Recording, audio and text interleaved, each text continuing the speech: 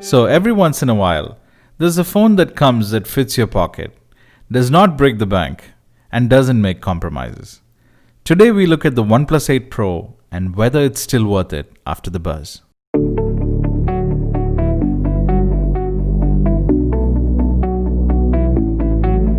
What's up everybody? TechImaginist here with you. What a year it has been, huh? Here's wishing you guys a better 2021. And before we go on, I want to thank you for all the support for the last video. I'll try to follow your feedback as much as I can, and I'm also trying to make the best of my schedule for making these videos with my job and everything. So I appreciate all the support for my channel. OnePlus has always been associated with the flagship killer title, so much so that when they went in behind enemy lines and released the one thing that they had always mocked, an $899 flagship, die-hard OnePlus fans were sort of unhappy, at least at the price. But look at it this way, this is the first OnePlus phone that does not make as many compromises, at least with specs on paper. Speaking of specs, OnePlus spared no expenses on getting the absolute best chipset this year, with the Snapdragon 865, which means 5G, 12 gigs of RAM, and 256 gigs of storage.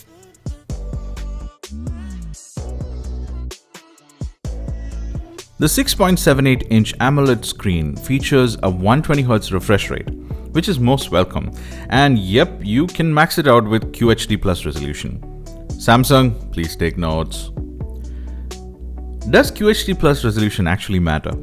Nah, we just want to see everything maxed out. Okay, yeah, it does make a difference while playing games and watching high-resolution video.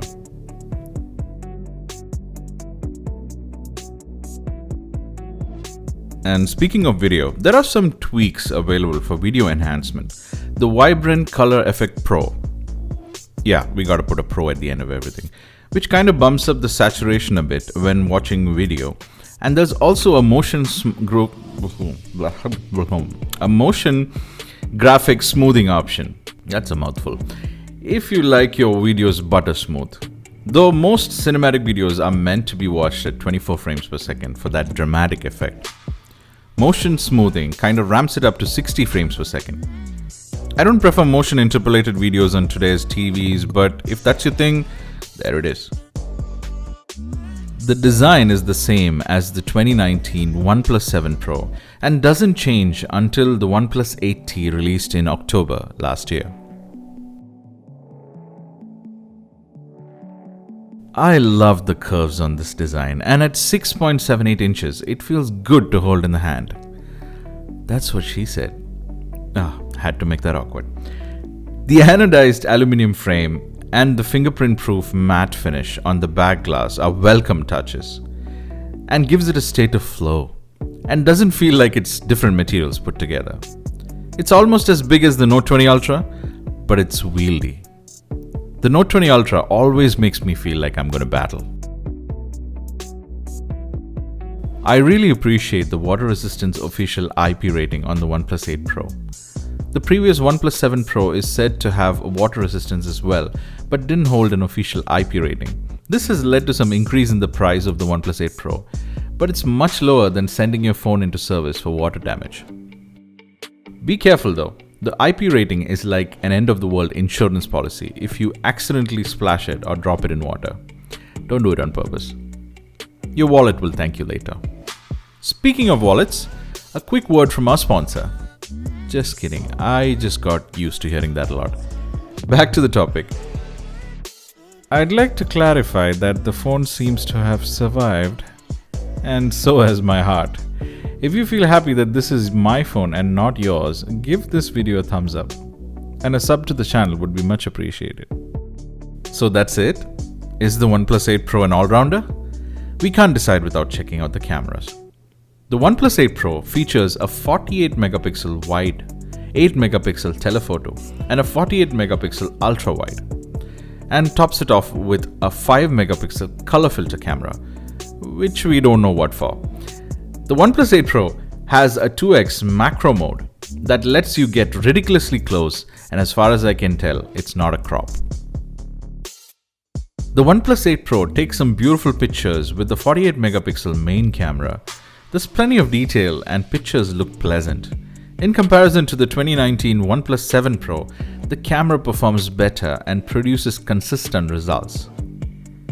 Even if shoot and go is your thing, the camera ensures that you don't miss.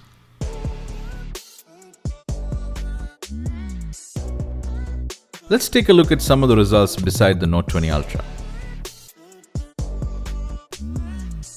This is a shot in broad daylight, and the OnePlus seems to be adding a bit more of contrast in the image. The Note 20 Ultra's picture is true to the original scene. Both photos seem to have a similar amount of resolved detail. It's down to personal preference at this point, but I like the contrast in the OnePlus's photo. The same is the case with the ultra-wide on both phones. The Note has a wider field of view here, and colors stay true to the scene, while OnePlus seems to amp up the contrast a bit. With the telephoto, the Note manages to zoom in 5 times optically, while the 8 megapixel sensor on the OnePlus 8 Pro settles for 3 times optical zoom. The image loses some detail and colors are a bit off at this point. Images from both cameras look similar here. The OnePlus, however, has a bit more of resolved detail once you zoom in. The text is definitely clearer on the OnePlus.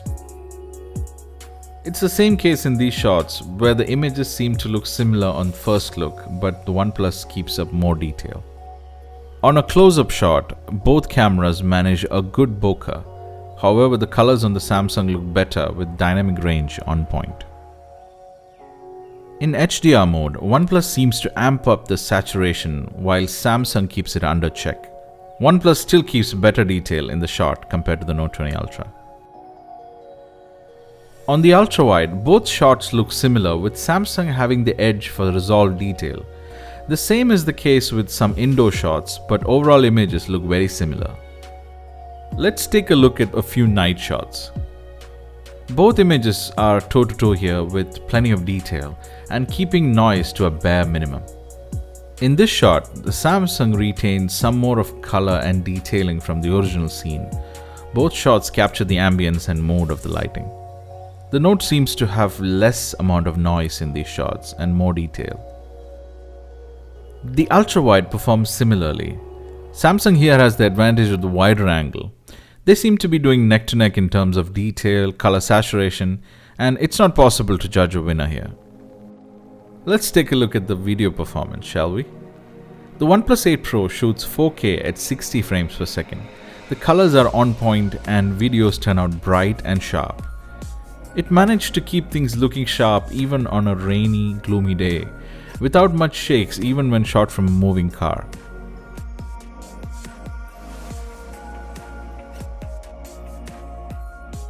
Night videos are pretty good, but sometimes details are lost. There's still very low amount of noise at this point. Here's a side-by-side with the Note 20 Ultra. The OnePlus seems to crush the shadows and darkens to black the points it cannot resolve, while the Note 20 Ultra keeps the shadows but ends up being a bit noisy in the process. So, which of these cameras do you think perform better? Let me know in the comments down below. The Oxygen OS and UI on the OnePlus 8 Pro cuts close to the stock Android experience. With the 120Hz refresh rate, it is smooth with no lags or stutters and looks good in black, if stock Android is your thing. The OnePlus 8 Pro doesn't bat an eye when it comes to loading and running graphics-intensive games. The Snapdragon 865 keeps everything running cool and smooth under the hood. combined with the 120Hz screen and the twice as much touch sampling rate, gaming for hours on end is a breeze. One of the welcome treats from previous gen OnePlus phones is the new haptics that gives subtle vibrations while revving your car or when you hit something. I mean, in games, don't go hit someone to see if your phone vibrates. Seriously though, OnePlus has peppered in a lot of subtle changes or upgrades that give you more of a nuanced UI experience. The OnePlus 8 Pro has got enough character to be fun to use and just look at, while still having the subtlety to look discreet and professional on a conference room table. The OnePlus 8 Pro sports a 4510 mAh battery, and it pretty much lasts through an entire day and then some till it reaches my bedside table to charge. Charging is a breeze with a 30 watts warp charge power brick that charges from 0 to 50% in less than 30 minutes. I did not purchase their proprietary warp charge 30 wireless charger, which I loathe entirely. Just kidding. I like that there's been innovations to make faster wireless chargers, but right now I'm pretty comfortable with my Qi compatible fast wireless charger that works with all of my phones. In conclusion, OnePlus may have lived long enough to see itself become the villain, but admit it, they gave us the upgrades that we've been asking for years.